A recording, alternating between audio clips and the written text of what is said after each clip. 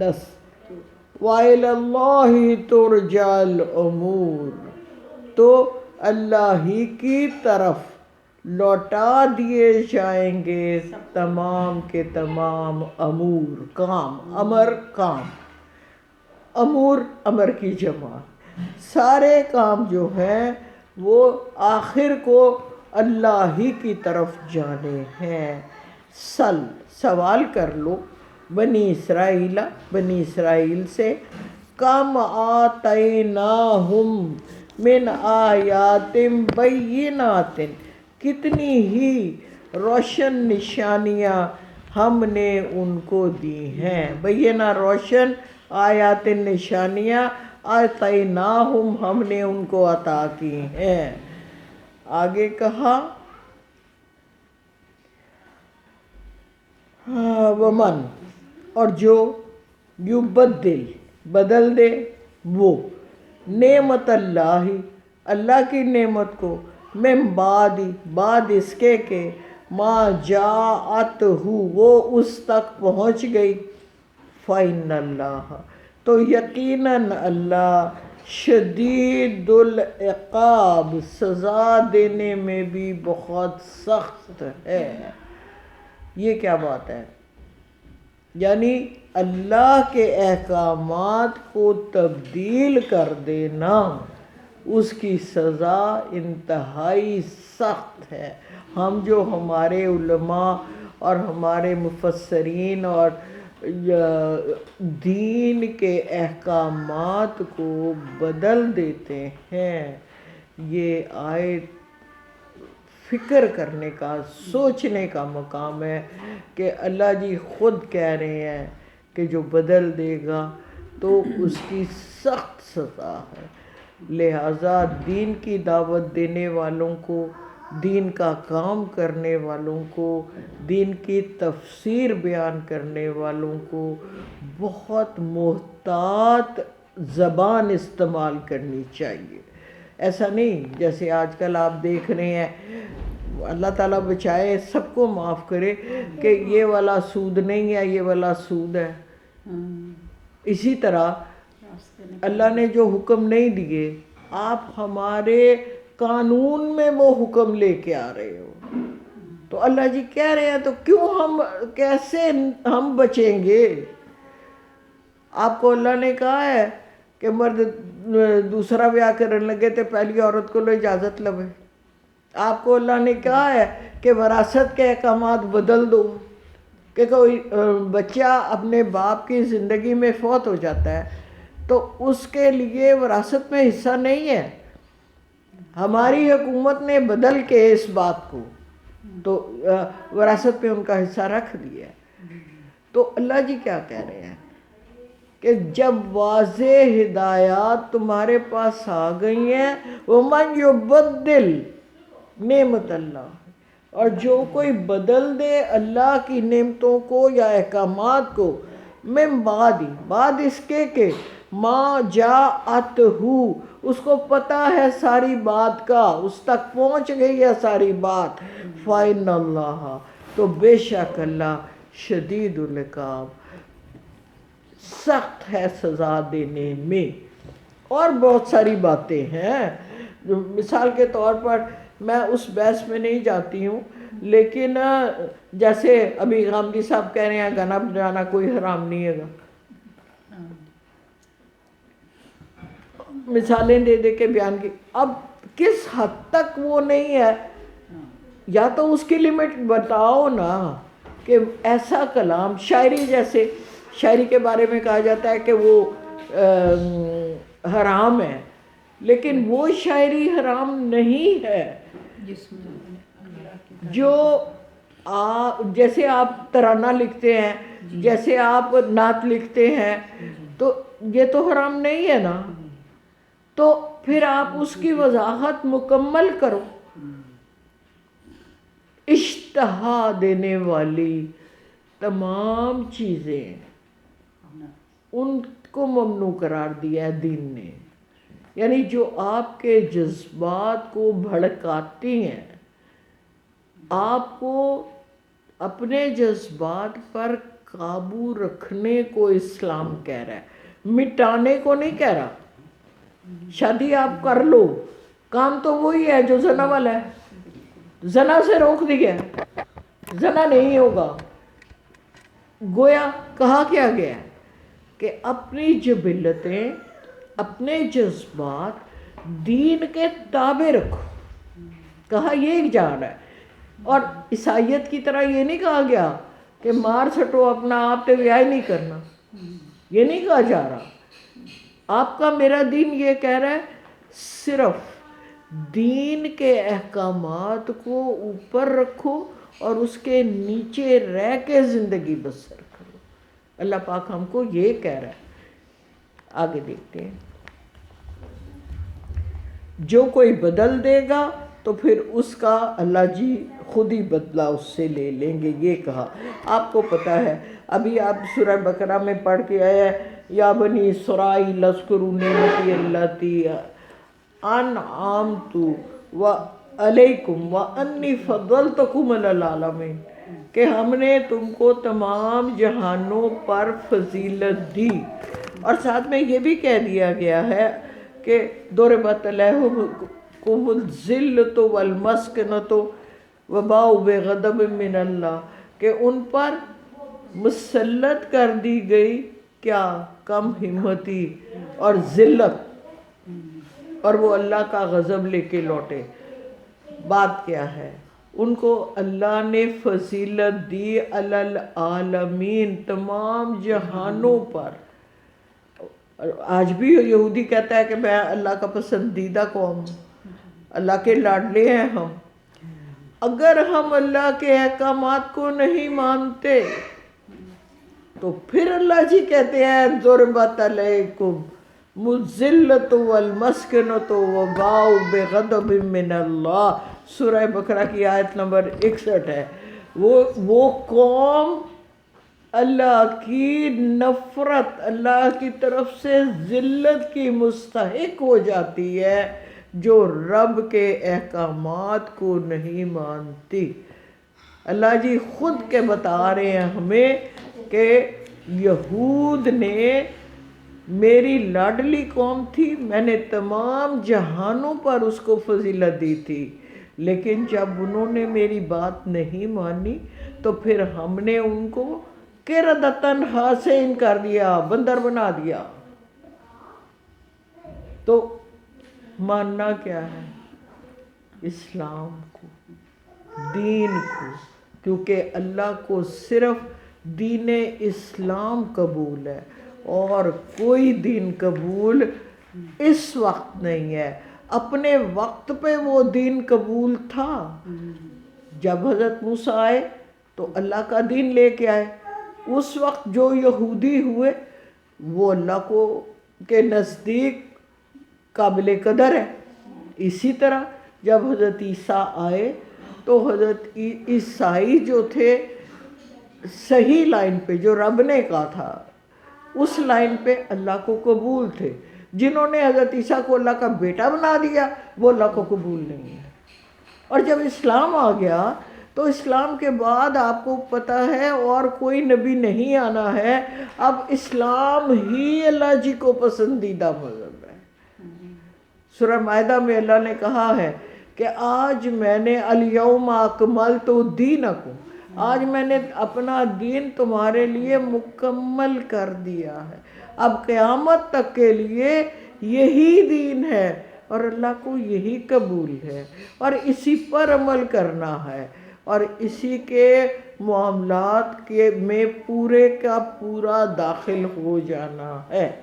یہ بات زینا سجا دی گئی للذین لوگوں کے لیے کفروا وہ جو کافر ہیں، حیات دنیا دنیاوی حیات، اس دنیا جس کو بہت دنیا پیاری ہے، سمجھ لیجئے اللہ جی نے کہا ہے زینا للذین کفروا، کافروں کے لیے یہ دنیا جنت ہے۔ آپ کو پتہ ہے پیارے نبی صلی اللہ علیہ وسلم کی حدیث ہے کہ کیا کافر یہ دنیا قید خانہ ہے مومن کے لیے اور کافر کے لیے جنت ہے۔ آگے کیا کہا اللہ جی نے ہاں سجا دی گئی کافروں کے لیے یہ دنیا، وَيَسْخَرُونَ مِنَ الَّذِينَ آمَنُوا، اور وہ مذاق اڑاتے ہیں کس کا؟ صاحب ایمان لوگوں کا۔ آج بھی آپ نے دیکھا ہے کسی بچی نے بایا پہن لیا ہے، اے بڑی دیکھو دیندار بنی پھر دی، کسی اور نے اس طرح کا کوئی کام کر لیا ہے، 900 چوہے کھا کے بلی حج میں چلی، یہ سارا کچھ سننے کو ملتا ہے۔ تو یہ اللہ جی کہہ رہے ہیں یہ مذاق، استہزاء اردو لفظ ہے، آپ نے پہلے پڑھا ہے، اللہ یستہزئ ویمدہم فی طغیانہم یعمہون، استہزاء یعنی مذاق اڑاتے ہیں ان کا۔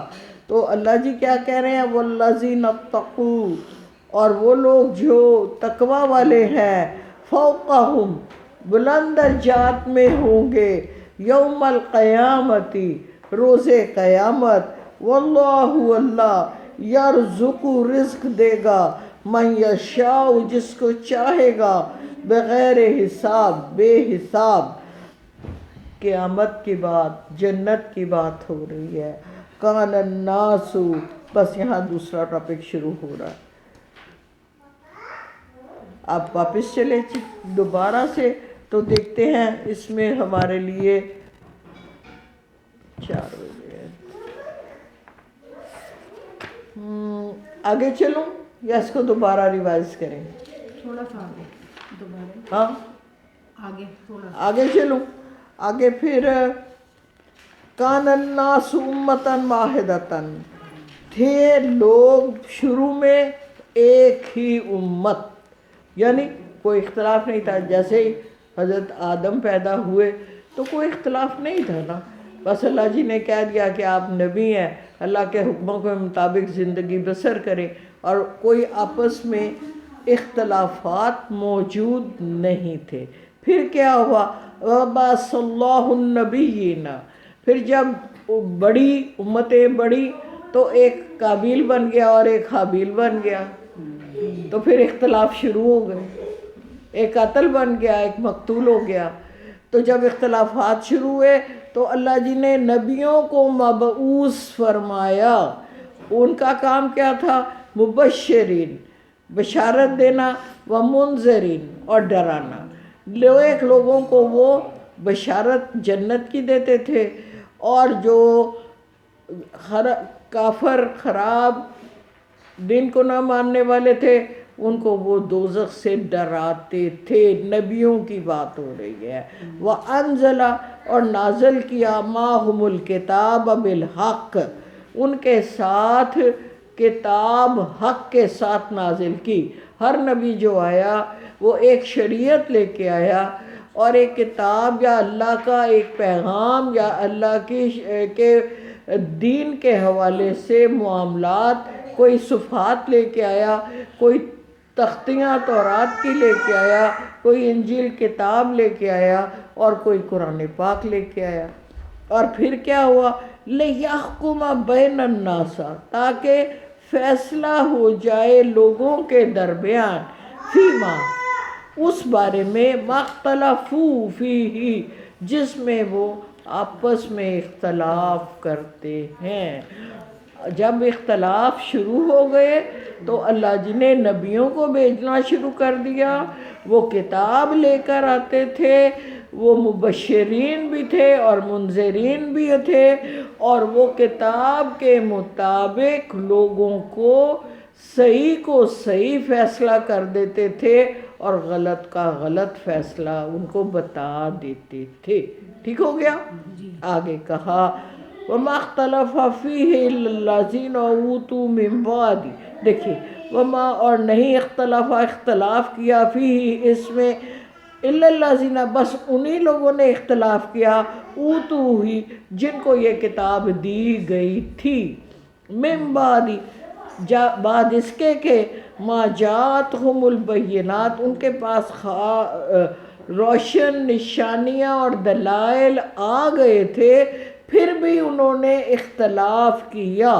آگے وجہ بتا دی، بغیم و بینہم، آپس میں ضدم ضدی کی وجہ سے۔ یعنی آپ ایک بات کہہ رہی ہیں تو میں جان بوجھ کے اس بات کو ایسے بنا لوں، اپنی بڑاپن لا رہے نے اے بھائی، یہ ہے زدم زدی۔ اب زدم زدی کیا تھی؟ جب قرآن نازل ہوا ہے کہ ساڈی نسل وچ کیوں نہیں آئے حضور صلی اللہ علیہ وآلہ وسلم، یہ اسماعیل کی لڑی میں کیوں آ گئے ہیں، یہ زدم زدی تھی کہ سارے تو نبی ہمارے پاس آئے ہیں، یہ کیسے ممکن ہے کہ وہ وہاں چلے جائیں، یہ بات تھی، اور یہ زدم زدی چل رہی تھی۔ تو اللہ جی ہمیں بتا رہے ہیں کہ اختلاف صرف صاحب کتاب لوگوں نے ہی کیا، اور کیا کس بنیاد پر؟ اس بنیاد پر کہ میں نہ مانی، اندروں سارا کچھ جانتے سن، کہنا کہ یہ کہاں چٹا ہے، بس اس لیے ضد یہ لگائی ہوئی ہے کہ یہ نبی ہو ہی نہیں سکتے، نہیں اس لیے نہیں ہو سکتے کہ آج تک بنی اسماعیل میں تو کوئی نبی آیا ہی نہیں، تو پھر اب یہ کیسے آ گئے؟ یہ نہیں سوچ رہے کہ اللہ نے ہمیں اس مسند سے معزول کر دیا، ہم نے اللہ کی باتیں نہیں مانی، ہمارے اوپر عذاب بھی آئے ہیں، ہم نے پھر بھی باتیں نہیں مانی، ہمارے 9 طرح کا عذاب آیا ہے یہودیوں کے اوپر، لیکن ہم نے ہر دفعہ نبی کی بات کو جھٹلایا ہے۔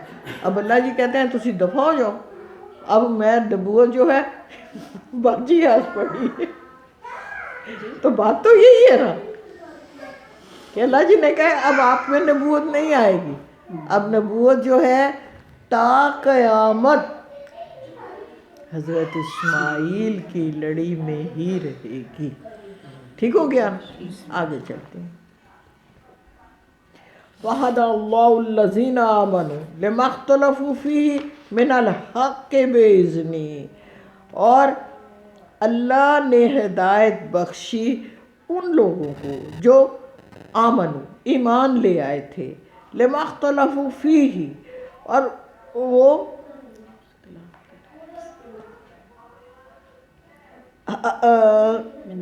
اللہ نے ہدایت بخشی ان لوگوں کو جو ایمان لائے اس حق کے معاملے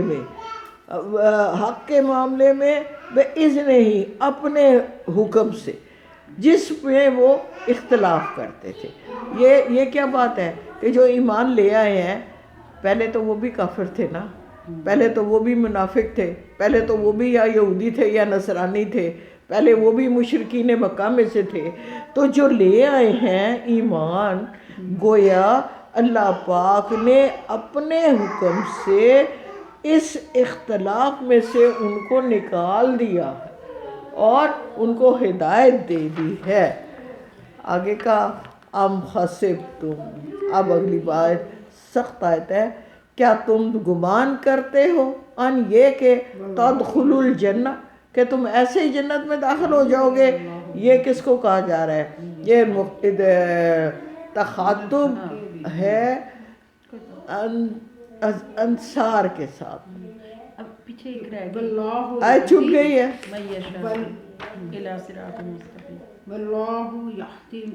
واللہ یہدی من یشاء الی صراط مستقیم۔ آپ کریں نا ذرا اس کا ترجمہ، اتنا آسان تو تھا یہ۔ اللہ ہدایت دیتا ہے جس کو چاہتا ہے سیدھے راستے کی طرف۔ یہ ہو گیا۔ اب آگے، کیا تم یہ سمجھتے ہو کہ جنت میں یوں ہی داخل ہو جاؤ گے؟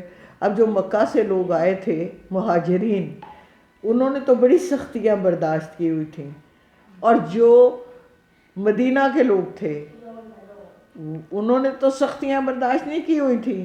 یہ ان کو مخاطب کر کے اللہ پاک کہہ رہے ہیں کہ اسلام قبول کرنا اتنا پھولوں کی سیج نہیں ہے، تمہیں سختیاں برداشت کرنی پڑیں گی، جنت میں داخلہ ہمیں نہیں مل جانا، کچھ نہ کچھ پڑھو لکھو گے پھر ملے گا۔ آج کے حوالے سے بات کر رہی ہوں، قرآن سے جڑو گے تو پھر ہی جنت میں داخلہ ملے گا۔ اللہ جی یہ کہہ رہے ہیں وَلَمَّا يَأْتِكُم مَّثَلُ الَّذِينَ خَلَوْا مِن قَبْلِكُم، ابھی تو ولما نہیں یاتیکم آئے تم پر مثل الذین ان لوگوں جیسے مثالیں یا واقعات خلو من قبلکم جو تم سے پہلے لوگوں پر آئے تھے مستہم چھو گیا تھا ان کو باسائی بھوک شدید بھوک تھی ان کو ودراؤ اور تکلیف بھی سخت تھی یعنی جنگیں وزلزلوا زلزلہ کیا ہوتا ہے ہلا دیے گئے تھے وہ زبردست حتیٰ یہاں تک کہ یقول الرسول ان کا رسول بول اٹھے تھے والذین آمنوا معہ اور ان کے ساتھ وہ لوگ جو صاحب ایمان تھے متی نصر اللہ کدھر ہے اللہ کی مدد اللہ خبردار سن لو انا بے شک نصر اللہ قریب یہ خوشخبری سنا دی کہ اللہ کی مدد قریب ہے۔ اور پھر اس کے بعد سورہ صف میں سب سے پہلے یہ کہا گیا نصر من اللہ فتح قریب۔ اگلا سوال یہاں ٹاپک ختم ہو رہا ہے۔ الحمدللہ وآخر دعوانا ان الحمدللہ رب العالمین۔ آپ نے نماز بھی پڑھنی ہے۔ 213